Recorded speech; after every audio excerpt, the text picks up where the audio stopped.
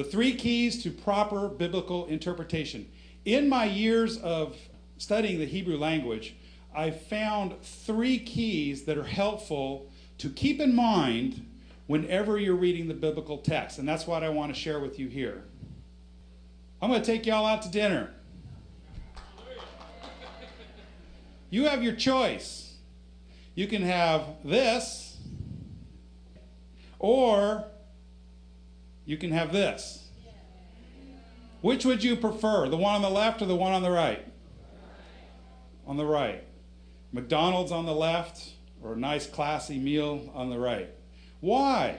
Why would you rather have the one on the right? They both give you food, they fill your belly. What's the difference?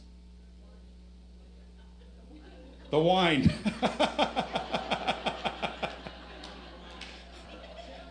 Yeah. No, it's not lobster. I checked the picture.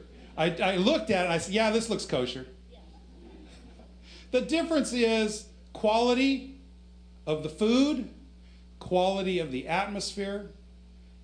All of us would much rather have a nice, classy meal at a nice restaurant than rather go to McDonald's. How many of you ever heard it said, you don't really need to get into the original languages. You can just read the Bible for what it says, and it'll tell you everything you need to know. You can forget about all that other stuff. How many of you heard that? That's the difference between these 2 restaurants. The English translations, when you open up a Bible and read the English translation like it was a novel, you're going to get some sustenance. You're going to be fed. It may not be that nutritious, may not even be that tasty, but you will get fed.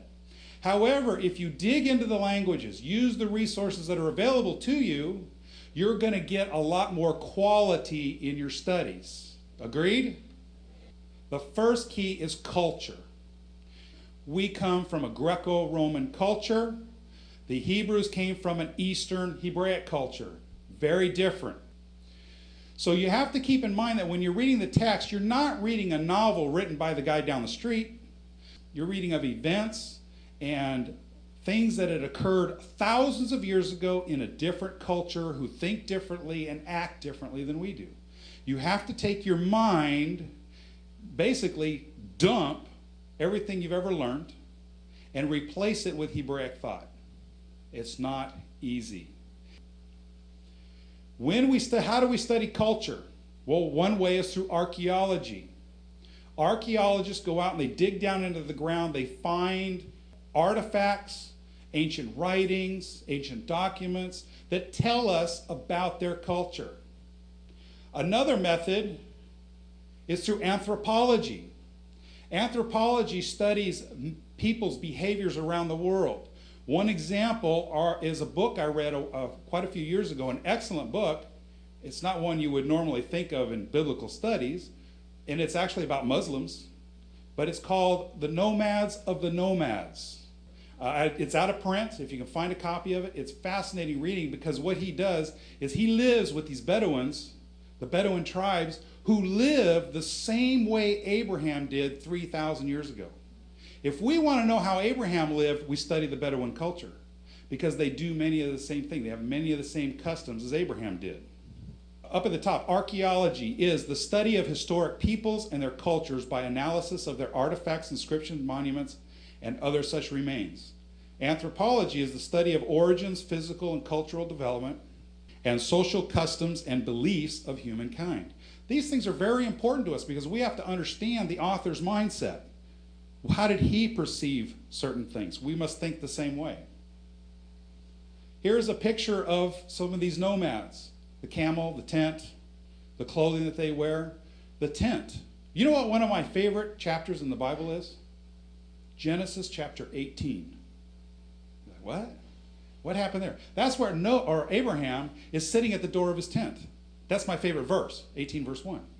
Because there is so much in that one verse about the Hebraic culture that we just don't understand. And when you start to understand their culture and why he was sitting at the tent, what was he doing, the text comes alive to you. Here's Isaiah 40 verse 22. He stretches out the heavens like a curtain and spreads them out like a tent to dwell in. Does that make sense to us? Do we understand what he's talking about? It's beautiful piece of scripture, but what is he talking about? We have to understand the nomadic tent in order to understand this passage. In the Near East, the Bedouins, Abraham, Isaac, Jacob, they lived in goat hair tents. They would take the hair from the goat, spin it into threads, and then they would weave these threads together to make panels about 2-3 feet wide, and then the length of the tent, 20 feet or so. Then they would take this panel and place it in the tent. Every year they would replace a panel because they get bleached out and old, so they have to replace the panels. If you go inside of the tent and look up, what color is the goat hair? Black. And these fibers would mesh together like this, but there would be holes in between them because there's space in between the fibers.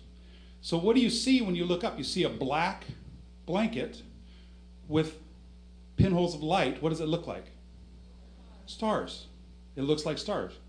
Walk outside of the tent at night, look up at the heavens, what do you see? A black curtain with pinholes of light. The way they understood this, or the way they saw this, is when the child is inside the tent of the father, actually the tent of the mother, because the mothers owned the tent, not the fathers. When they went into the tent and they looked up and they saw their father's protection over them, that tent was their protection from the environment and from the elements.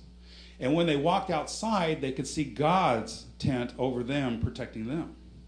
Does that explain the scripture a little better so you understand this from Isaiah's perspective? I hope so. Another example. Lift up your heads, O gates, and be lifted up, O ancient doors, that the King of glory may come in. Have you ever seen a gate with a head? I haven't. What is he talking about? Gates. Is he talking about a literal gate that you open up? This is what's called a euphemism. Taking one word and replacing it with another word they have no connection and meaning. Where did the judges sit when they judged people? At the gates, at the city gates. The gates is a euphemism for the judges. So the psalm is talking about the judges. Lift up your heads, O judges. In other words, don't put your nose down to people. Okay? Keep your head up. Look at them. Where did Lot stay when the messengers came? The gates. What was he doing there? Being a judge, maybe. The Eastern culture of the Hebrews is very different from our own Western culture. We must read the Bible from the perspective of the culture of the authors and their contemporaries.